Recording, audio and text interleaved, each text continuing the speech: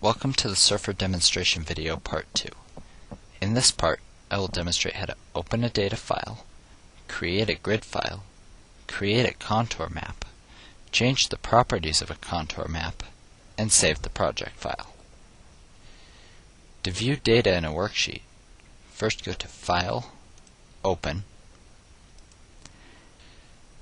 navigate to the folder you wish to use, select the data you wish to load, and click Open. I'm going to use tutor ws.dat, which is located in the samples folder.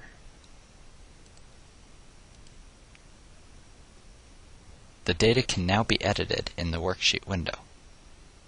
To edit data, select the cell you wish to use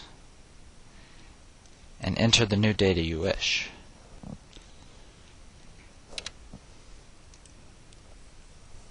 When you're done viewing and editing the data in the worksheet, close the worksheet by going to File, Close. If changes have been made, Surfer will prompt you to save the changes. I will click Yes and save the changes I just made. Surfer takes scattered data and grids it to create a grid file for use in contour maps, 3D surface maps, and several other map types. To create a grid file, go to Grid and Data. Select the data from the appropriate file and click Open. The Grid Data dialog box will open. This box allows you to choose the gridding method, the destination file, and the grid geometry. If the Grid Report checkbox is checked, Surfer will generate a grid report containing information about your data and the grid generated. For this demonstration, the default settings will be fine, so I will click OK.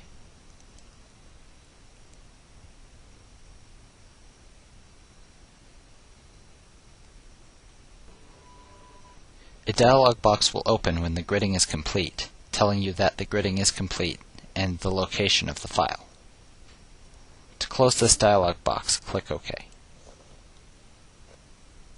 Once again, if the Grid Report checkbox was checked, a grid report will be generated and automatically opened when the gridding is complete. To close this grid report, go to File and Close. Surfer will prompt you once again to save changes to the grid report.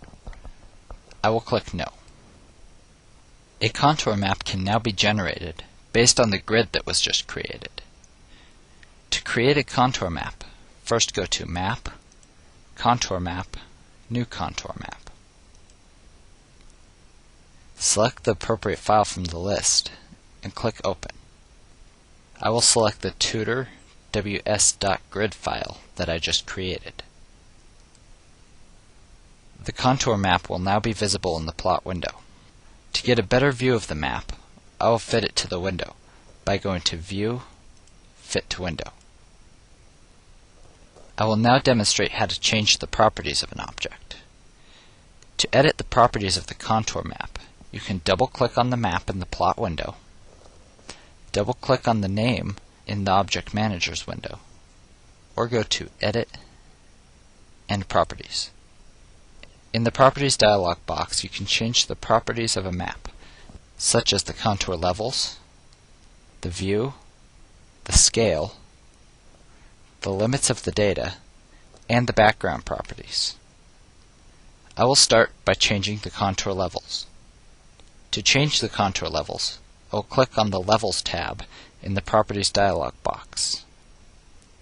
Here you can change the contour interval, the contour line style, the fill colors, the labeling, and the hatch styles.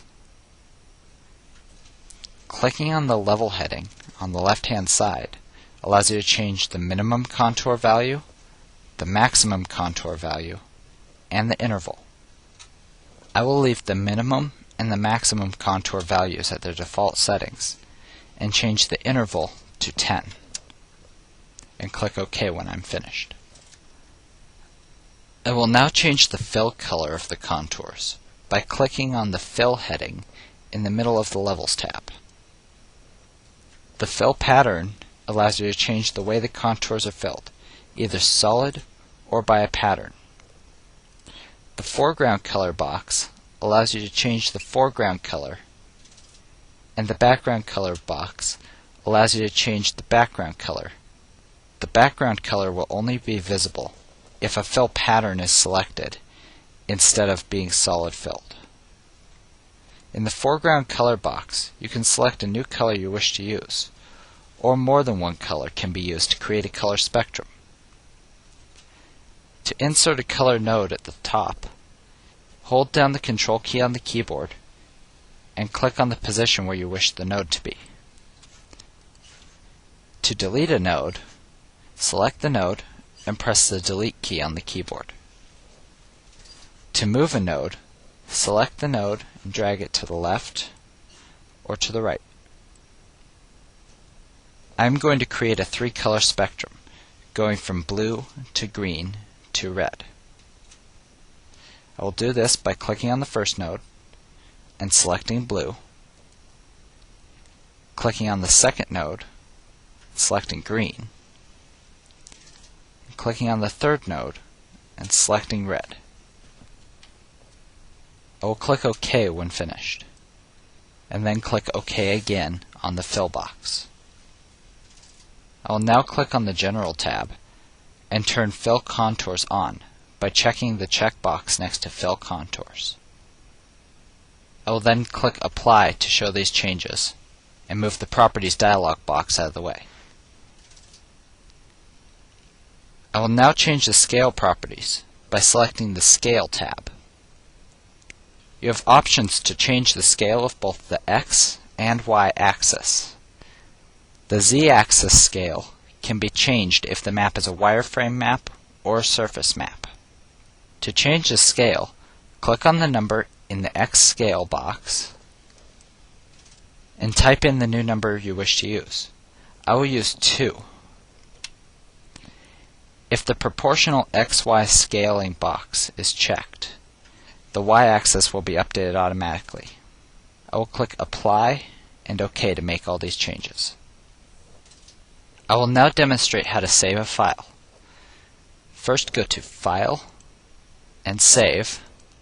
Select the location where you wish to save the file and type in the file name. I will save the file as surferpart2.srf.